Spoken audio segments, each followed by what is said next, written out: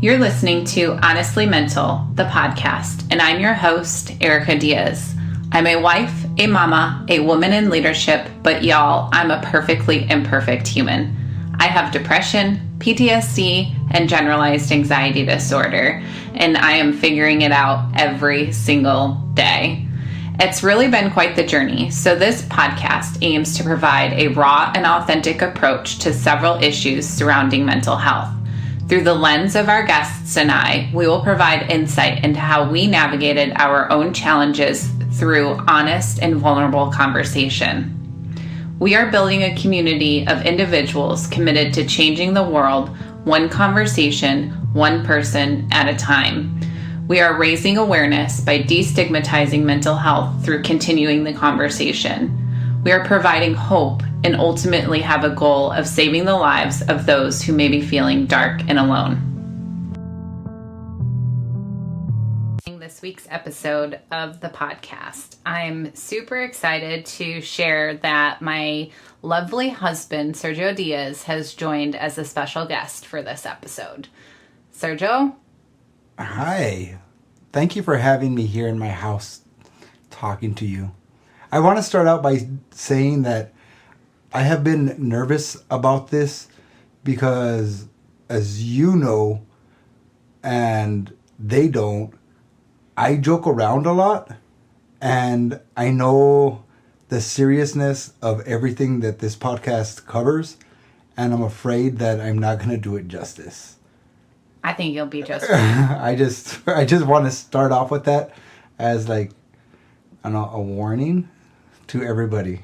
Sorry if I mess this up. But it will be a good episode because the comedy will keep it real and engaging. So I want to talk about what it was like for you when I came to you with the fact that I had suicidal thoughts. I was terrified. Initially, I didn't know how to deal with it, so I did what I usually do and let it sit inside for a little while and actually work itself out, because it takes me a while to figure things out sometimes. But when the severity of what you had told me actually hit, I was terrified. I didn't know how to help, what to do, other than be near you, be around. And there were times that I didn't necessarily want you around, and I imagine that was tough too. That was one of the hardest things, because that's the only thing I could do, was just be near you, just be there for you. And there were those times that you said that I just want to be, and I had to step away, and I knew that was best for you, but selfishly I wanted to do more, but all I could do was give you your time in those moments, and it was hard. I just distracted myself with playing with the boys or video games, or standing outside the door just staring at it, waiting for you to say, hey. I'm just kidding. So, leading up to my mental health crisis last year, there were probably some pretty telltale signs, like that I was in a deep depressive state, which you already knew because I didn't hide the depression. I just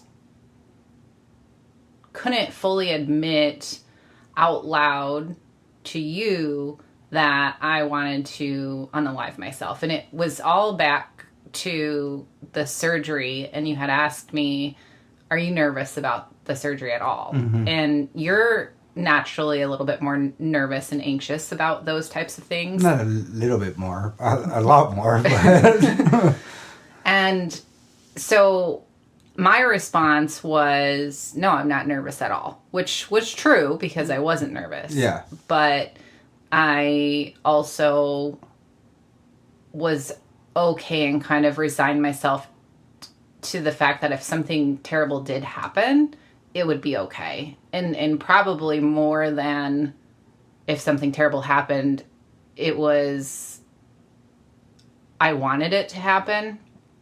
Yeah. And so I shared that with our doctor, family doctor. Yep. And he recommended the partial hospitalization program. And I came home and had to tell you everything and where I was at. I'm going to go back, though. So there were probably some symptoms, like I know that I wasn't showering or brushing my teeth, and I had a hard time getting out of bed. Was there anything else that you noticed? You're eating. You wouldn't eat any of the delicious stuff that I made, or semi-delicious sometimes. But yeah, you wouldn't eat it, and for the longest time, we've always, you kind of in a roller coaster with eating. Sometimes you don't eat a lot, and sometimes you eat twice as much as me. So I think I was just telling myself that you were in one of the lower eating phases that you get in, but it was way less than you usually don't eat. Yeah, I had lost weight too. Yeah. And then during the partial hospitalization program, I was put on a medication to help with my appetite, which then made me gain the weight back plus some, which has been really difficult too. Yeah. But the other thing that we did that I appreciate you and your support for is the conversation that we had with Jude. Because Jude, at the time, he was 10, and we wanted to figure out how to have a conversation with our son about my mental health so that we continue the conversation and teach him that it's not always rainbows and butterflies, and that I have mental health illnesses. And we were pretty transparent with him, right? Like, as transparent as you can be with a kid without freaking him out. Yeah. And I think it was age appropriate, and yeah, he didn't really have any questions. No. But I know that that's something that you may not realize this, but we've gotten a lot of praise, I guess, if you will, for having the conversation with Jude, even in an age-appropriate manner. Yeah. Because I think that there are some people that might find themselves in our position and not talk about it. And that's probably the case more often than not. But we did have that conversation with Jude, and I think it was helpful because when I did have a moment and I needed to be by myself and I was in bed and things like that, Jude understood that I was depressed and that's what was causing it, because one of the things that we wanted to make sure is that he didn't think anything that was going on had to do with him. Right. Which was a pretty big deal. And so I think I think he actually, I noticed the difference in him after we had that conversation, because I don't think you've known this, but when he asked, "Where's Mama?" and I would say, "Oh, she's in bed," he wouldn't give the typical eye roll, but like I could see like a drop in his shoulders or just something subtle. After we had that conversation, he seemed to be at least more understanding of why you were in bed. And you're not in bed as often as you once were, so when you're in bed, he notices. Yeah. And that's why we had to talk about it, though, because there were a lot of things going on that weren't normal. I mean, normal is a relative term, but realistically, not showering, not Yeah. taking care of myself. None of that was healthy, number one, but it was all because I couldn't get out of bed. Yeah. You know? And he was at an age, which is why we wanted to talk to him about it. He was at an age where he could see all of that, and we didn't want him to formulate his own opinions. We wanted him to know that there were some things happening. We want him to formulate his own opinions, just so everybody knows. But we... Yes, okay, that's fair. We do allow him to formulate his own opinions, but in this situation, we didn't want him to come to the wrong conclusion, is a better way to say it. Right, because he didn't have all the information needed to formulate his own opinion. Sorry. Okay, and then we had to start telling other people because we had to build a network of support around us. Because one of the things that I don't know if people realize or not, but especially with how bad I was, and maybe this is just a known fact, but the depression and anxiety and PTSD that I have, I mean, it impacted our entire household. Yeah. So even though I was the one going through it, you guys were going through it too. Yeah. And I don't think Jude actually knew he was going through it. And funny enough, for when you were on your Mother's Day outing, Jude and I watched Five Nights at Freddy's, his first horror movie. And let me tell you, it was great.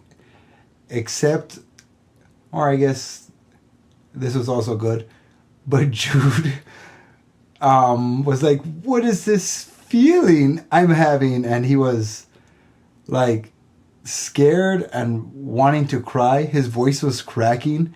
I was like, I don't understand what's going on. And I said, like, you're anxious about what's going to happen. And I said, this is anxiety? And I was like, yeah, it sucks. So I was like, this is what you and Mama feel sometimes? I was like, yeah, bud. It's like, this is not good. So, I mean, I don't know. It was just, I don't know where I was going with that, but it was just great that he was actually able to understand it even more, what you're going through, and even just if it's just a little bit of it. And I could see the understanding in his eyes as he was screaming because a cupcake popped out of nowhere. Well, and I think that's just another thing, right? Is you also have PTSD. Yeah. And anxiety in certain situations. So he was able to pick up on the anxious feelings that both of us feel. Mm-hmm. And hopefully he doesn't get our genes as it relates to mental illness, but he's probably, and Oliver too, are probably predispositioned for... Yep. And I've always thought about that. Yeah, for some of these things, which is just another reason why we want to talk about it. Yeah, absolutely. It's critical. Yeah, you were a big reason that I actually talk about things. When we first started dating, I was a clam. The most I think I ever did was I was having a PTSD moment, and it was just too much for me. And you said, do you want me to leave? And it's like, no, I just want you to sit with me. I don't want to talk. I don't want to say anything. I don't want anyone to say anything to me. I just needed you there. Like, I'm much better now, and I'm able to actually communicate with you and tell you what's going on. And even if I don't know what's going on, I usually tell you, it's like, I don't know what's going on, but I need to sit in here while you're on this call on the ground, hiding from the camera until I can figure out what's going on. I just need to be near you. And I usually figure out what it is that may have triggered it, but yeah, you were a big reason why I talked, and I understand now the importance of it, and I want to make sure our kids talk. So why don't we go back? Because I realized we just jumped right into some of the hard questions around the mental health crisis. But we met at a bar. Yeah, we met at a bar. And it was karaoke night. And you were there with one of our regulars. Yep. And I was outside smoking, and you were trying to talk to me. And it was probably just innocent and just friendly now that I look back on it. But I was straight up no. Yeah, I'm a really nice guy. You should have talked to me. I was absolutely not. And I had known that you were in the military somehow. Yeah, I think they told you. Yeah. Or maybe I did. I don't know. Us military guys say it all the time. Well, and I was like, oh, yeah, no, I'm not doing that. Because I had already been married once. And... What? You were... Just kidding. I had already been married once, and then I had a couple of relationships with people who were in the service. Mm-hmm. And so what was your response to me saying I don't date military? Do you remember? Yeah, I wasn't military anymore. I got out. I was a civilian. And then what did I say? You don't do that either. Yeah. So then from there, we exchanged numbers. So obviously, or no, you got my number from David. Did I? Yeah. I have to believe you there. I'm pretty sure you willingly gave it to me and said, "You're amazing. I want you to text me." Oh my God. Actually, I think I got your number from David. Like I said.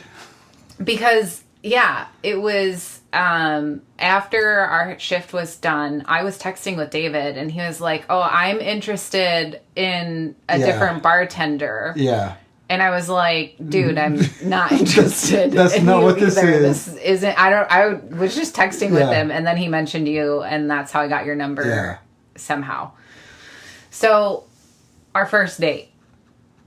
Our first date all started really as a joke. I didn't think you would show up, but I was at the house with a bunch of family. We were having a cookout, and we were texting back and forward, and I invited you over. It's like, we have a cookout, a bunch of good food. You should come over.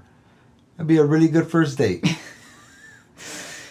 And we hadn't been outside of the bar at this point. I would go to the bar to go hang out with you, and it was texting, and that was it. Yeah. Remember you had the phone that you would turn sideways and then pop it out to get the keyboard? The full keyboard. I still love that thing. I wish I had that. Oh, man. And I had a Google phone or something. I don't want to talk about the phones we had because I feel like we're aging ourselves, and people are going to know we're kind of old. Well, I mean. So, yeah, that was our first experience, and I told you no then, too. I was like, yeah, no, I've got to work later. I got laundry to do. And then a couple hours had passed, and I was like, hey... So I've been eating Taco Cabana for the past month and a half. And grilled food sounds amazing. So I'm going to come over. Yep. And you came over. And before you came over, I told my entire family, hey, I've been talking to this person for a while now, and she's going to come hang out. So everyone, please make sure you give her as hard a time as you possibly can. And they did. I mean, no, it was good. I remember dancing with Sandra. Yeah. Your mom hated me. Yeah. she was pissed that you had just got home from your third tour in Iraq. And that was something too, like the military, you just randomly went and signed up after 9/11 happened. Yeah, after my semester was done, I joined the military out of nowhere. And you came home and you had already joined, right? And you I already joined, but I told them, I was like, hey, went to go talk to a recruiter. I'll be going to basic training in a couple weeks. And they're like, oh, how lovely. I'm sure. I'm sure that's how that went. They're like, that's great. First child is going to leave to the army when there's going to be a war? Awesome. And then you did 3 tours. And then I did 3 tours. And you had just come home. Yep. And it was, you got home in August, right? Or was it June? One of those. It's one of the 12 months. I can't remember which one. But you had only been home like a few weeks. Yeah, met. I think that's why we had that cookout. I might be wrong and just think everything's about me, but well, yeah, some things are true, but anyway. So yeah, you invited me over. People gave me a hard time, but it was all in good fun. Yeah. Your mom did not love me, but that's okay. She does now. She does. We have a really good relationship now. It wasn't always the case, but we've had our own struggles too. We've had a lot of struggles, yeah. Yeah. And I remember one of the other things that happened when we first started dating. You probably remember this all too well. But Nikki, my friend, had told me that I had the night off. And so we were going to go to a different bar for the evening. And so I had texted you and I was like, hey, I'm actually not working. Do you want to come hang out with us at the bar? And you were like, yeah.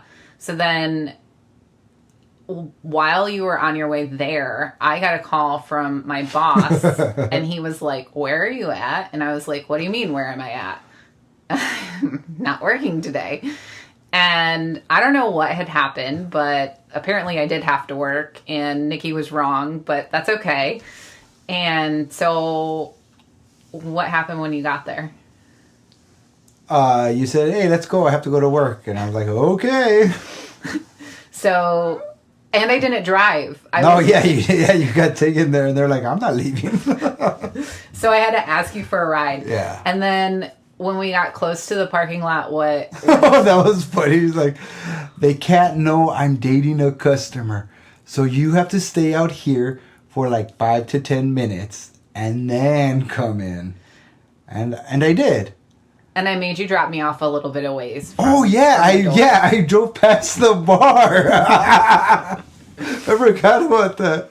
And then I just I walk in, I was like, oh, you're working today? Wow, what a surprise. Yeah, that was pretty funny. And then we had to do the whole dog and pony show at the end of work, and I was stuck inside my cold truck because I didn't know you guys hung out after work. It wasn't cold because it was definitely the summertime. And we just got done with Michigan winter, so let my imagination pretend it was cold and make it more dramatic. Yeah, we were in El Paso, Texas during August. Well, I remember I was uncomfortable in my truck. Wow. Why were you in your truck? Because I lost my keys.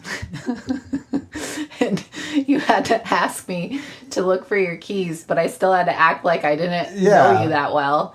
And I was like, Nikki, I don't know what to do with this guy. He's just going to be in the parking lot. You never found my keys, though. No, I didn't find your keys. Because they fell in between my seat and the center console. That's why you never found them. Yeah, because you had your keys the whole time. But we didn't know that. No, we didn't know that. Because you're right. We did stay after work and hang out. And it was probably 3 o'clock in the morning. Yeah. Maybe later. And then did we come back and get you after our boss had left the bar? I feel like you were going to, but no, you did, because I didn't find my keys until the next day. Yeah, you did come back and get me.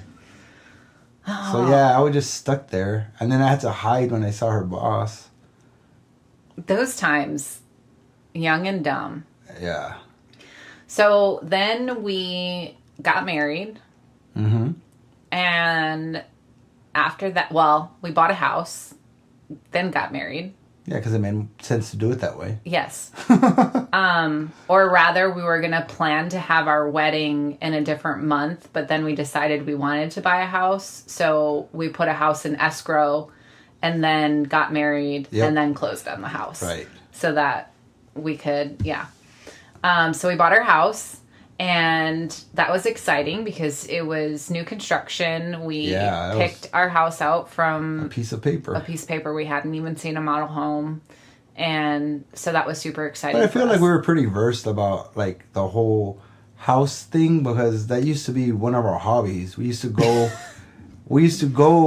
to different open houses and like visit model homes and like things that were well out of our price range, and just pretend like we were going to buy them.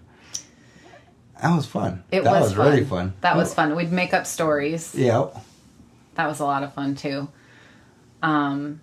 Probably still falls under the category of young and dumb, because now I think about, like, friends that are realtors or in that industry and thinking, like, dang, that was kind of crappy.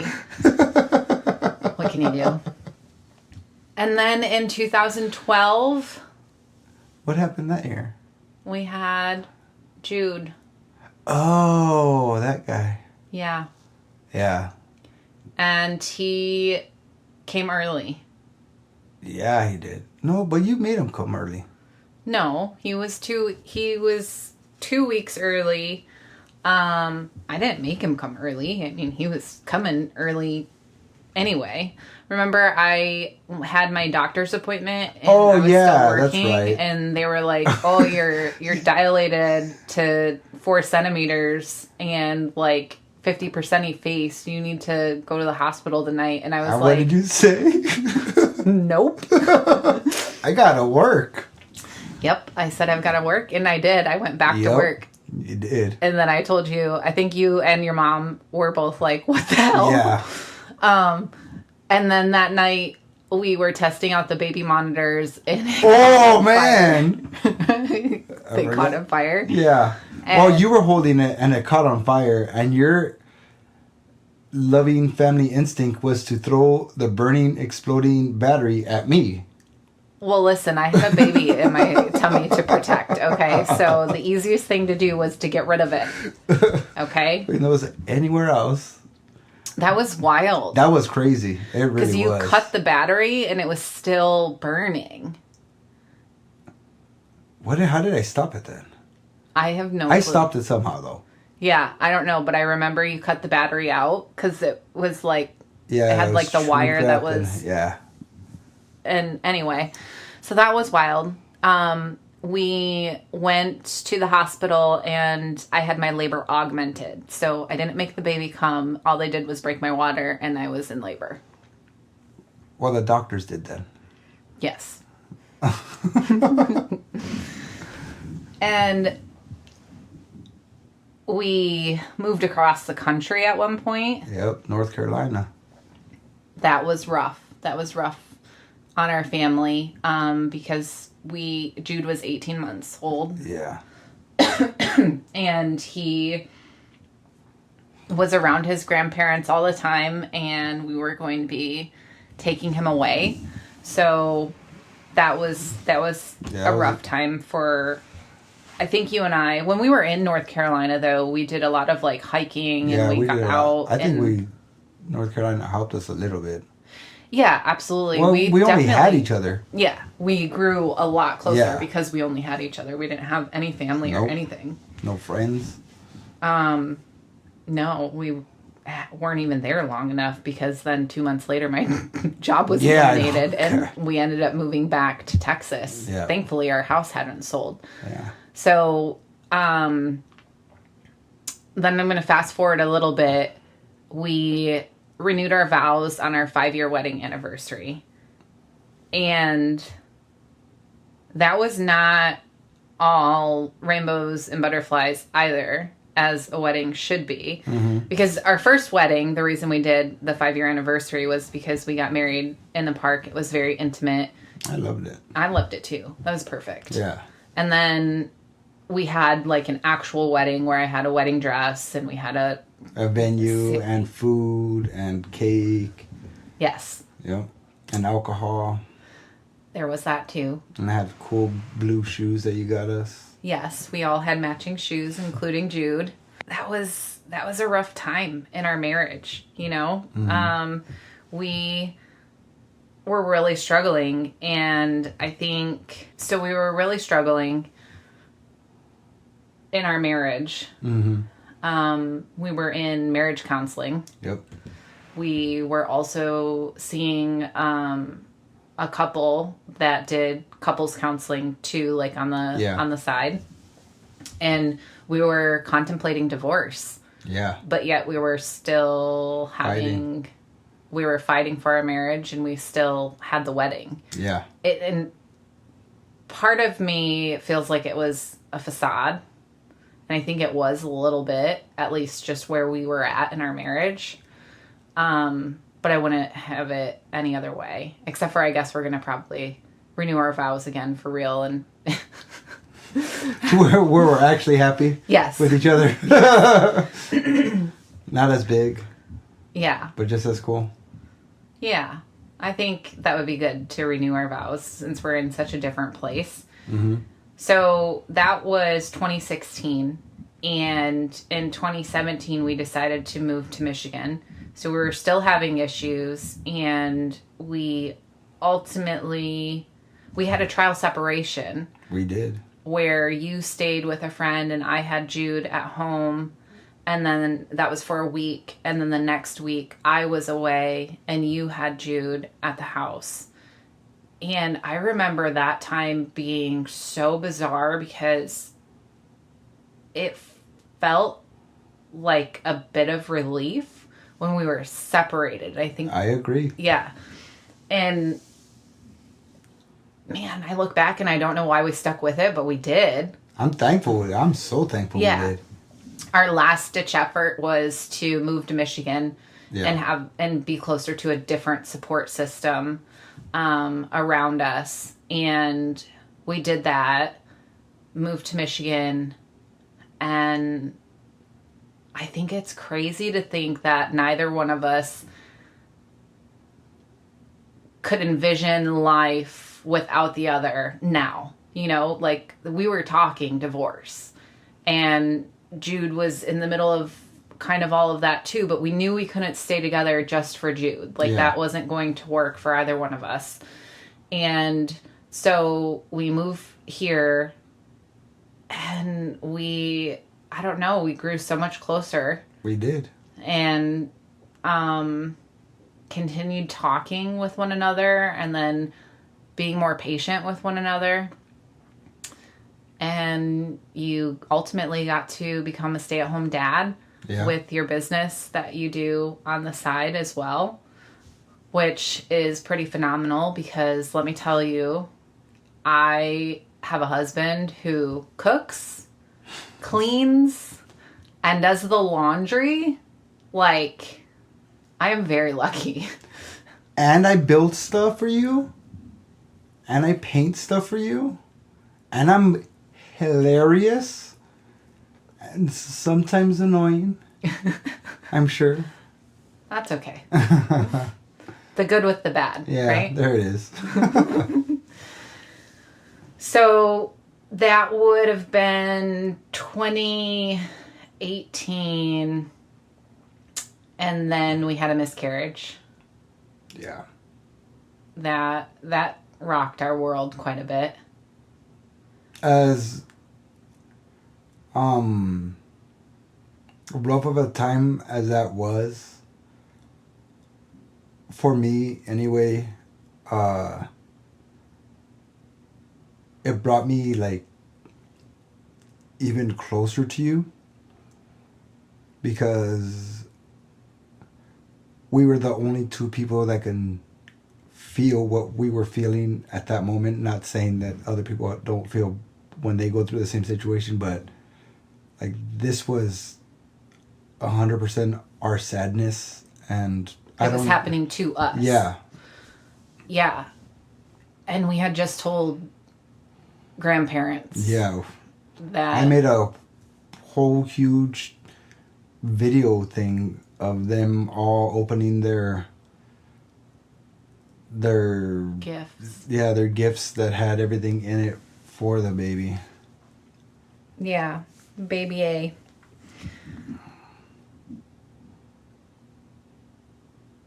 That was a dark time too, because I know that I felt like my body just failed. Yeah. So much. And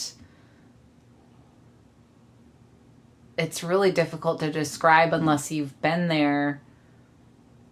But it's like, what did I do wrong? What could I have done differently? Is it a decision that I had made in the past that impacted this? And it was just like nonstop questioning who my like physical being was and why I wasn't able to carry the baby to term. Yeah. And then we got pregnant again, and we had lots of checkups. Lots of checkups. And ultrasounds and early scans, and COVID happened. Yeah. Yeah. Craziness, right? Yep.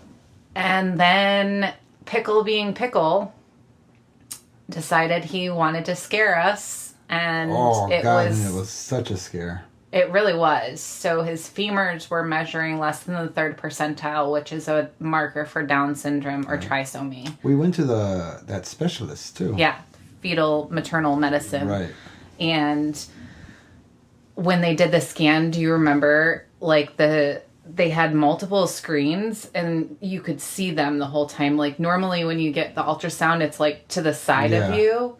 But, like, we could see them measuring, and we could see the percentages. Yeah. And we were hoping that it was just, like, an error in the first scan.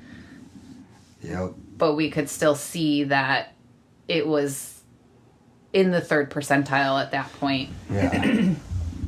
So we did genetic testing just to see if, there were other risk factors that we had to consider, and that all came back clear, and he ended up arriving early himself as also nearly a month early. Well, actually it was a month early. Yeah.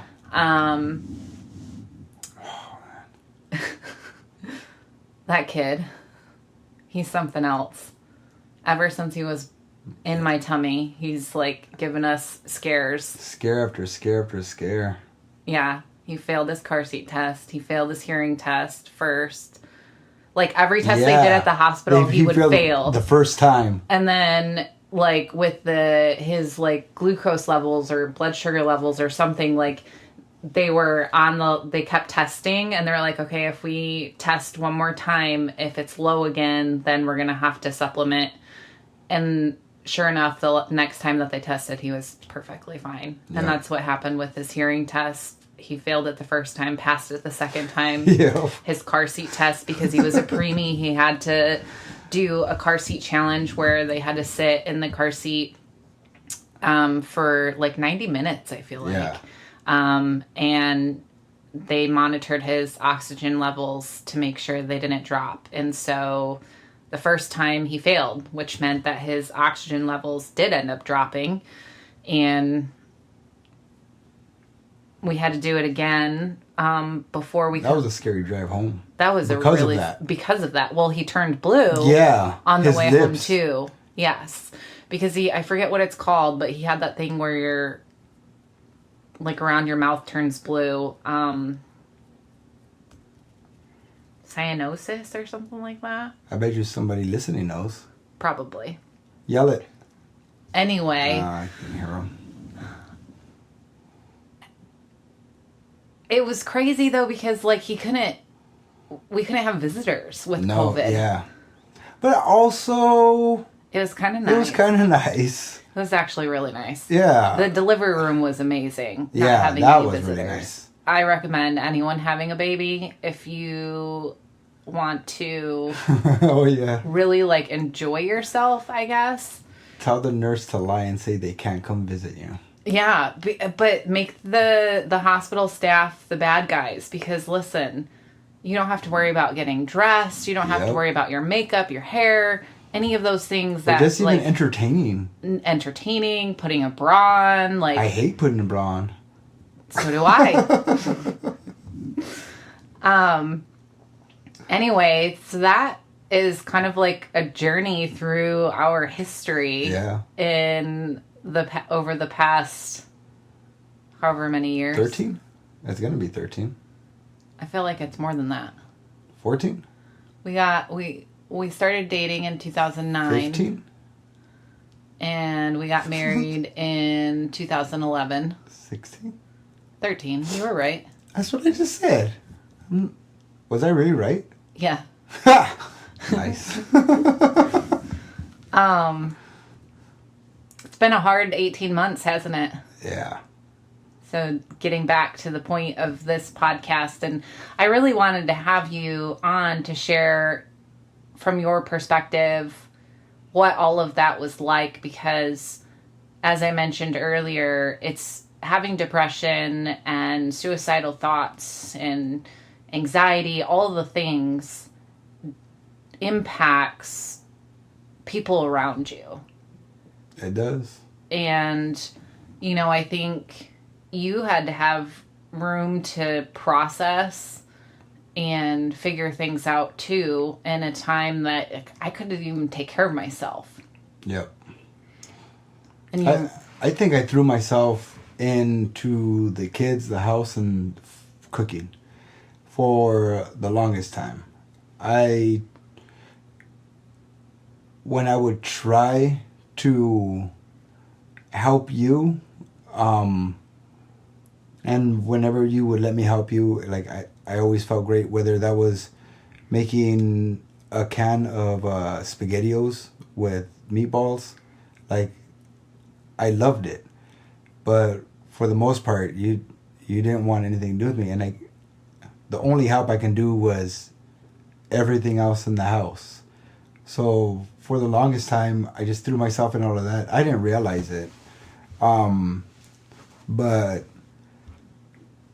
it was getting heavy. And I would find, because I'm a pretty positive guy, I would find the good, and I would tell myself that this is just a small season and what we're going through, and it will be better. It was hard to talk to you about that, especially during that time, because it needed to be about you. And honestly, I don't know if I talked to anybody about how I was feeling at that time. Other than out loud in my truck. Because the one thing that I did learn in therapy is that you need to talk about it, and it's not just to talk about it, it's to put it out there and make it a reality, and don't let it be this big monster that just consumes you. So you let it out and you see that it's not as bad as you're making it inside your mind. So and I still do it now. Whenever I'm having a rough day, I talk out loud in the truck, or I try to make up a song about what I'm going through, and usually they're great, but I never record them, so nobody would believe me. But that seems to help me. It's kind of my disappearing ink journal in my truck. And after a drive from wherever I'm coming from, I do feel a little bit better. I still have some of that weight, but it was lifted, and I'm actually able to better process it because I talked through everything to my truck. Yeah. I'm glad you had that space. Was there anybody else that you reached out to at all, like, to talk about what was going on when we were in the thick of it? No. Did you talk to Carlos? I didn't. I want that relationship with him or with Bun Bun, my sister Christina. But we've never had it, and I think, especially recently, both of them were opening up more about different things. And I think that maybe it's just my family isn't really big on talking, but I think all of them, everybody is, we're all opening up for some reason. Probably because you make us. But no, I didn't have anybody in that moment. I just, Your truck. my truck. I would talk to my truck. And I did want to have, you said that I didn't want anything to do with you, but that wasn't always the case, because I definitely had my moments where I would cry and you would hold me. Yeah, oh yeah, I didn't mean it to sound like you thought I was disgusting. I knew that when in those moments that I needed to step away. And wait for you to call me back. And that's why I just sat in front of the door, just waiting, ignoring everything else in life until you said come back in. Mm-hmm. That's how the house got cleaned, right? Yeah. Oh, I made the kids do it. Oh, okay. That's why you have kids. My goodness. So if you look back over the last year, is there anything you would do differently? I want to say no, because I'm happy where we are now. I don't know if me doing something differently would have made it better or worse. I really can't say. I think if there was anything,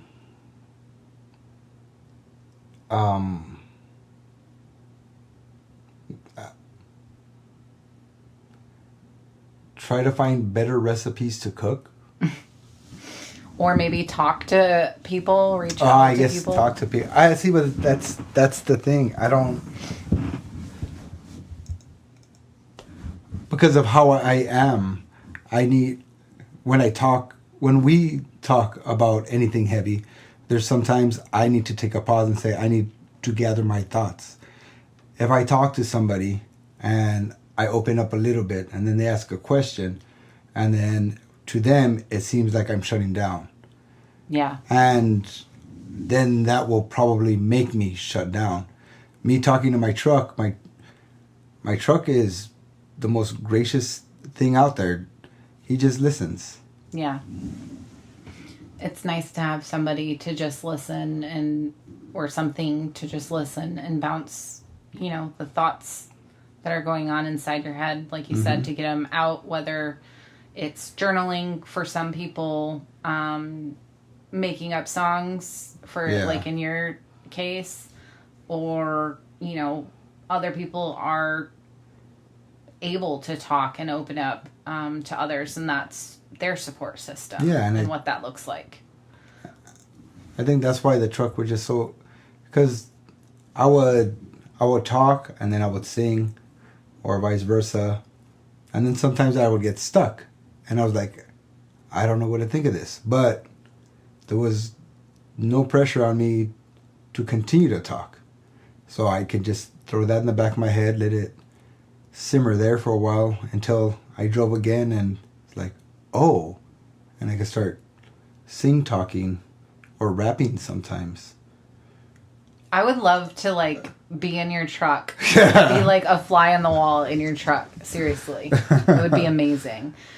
We should put, like, a camera in there, and you could probably have some type of, like, YouTube or TikTok or something. And I don't know about that. 'Cause, well, so we're over a year later. Mm-hmm. I recently have left corporate America. Congratulations. Thank you. Started my own company. Congratulations. Thank you. I wouldn't be able to do any of that without you. And I hope you know that.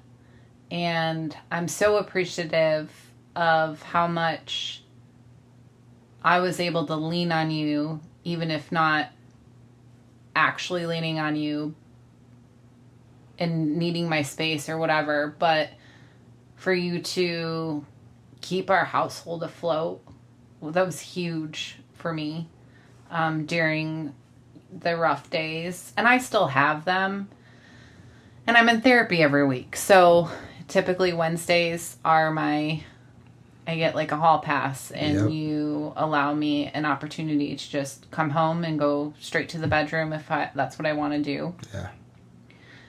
But I really couldn't imagine having anyone else by my side other than you throughout all of that. And so I love you so much. I love you too. And you would drop me for Ryan Reynolds. Well, so would you.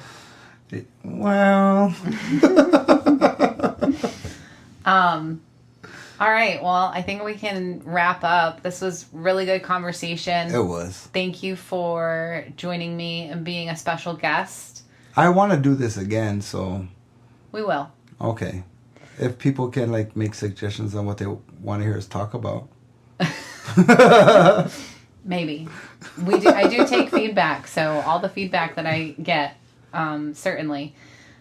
So at this time, you know what to do. Subscribe, like, follow, share.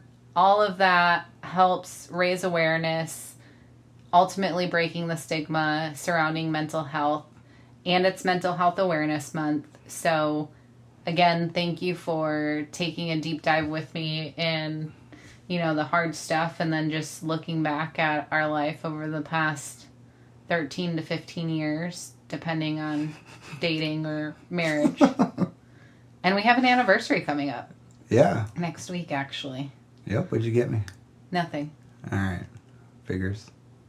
Yeah. Same thing you got me last year? Yeah. Pretty much. Pretty much.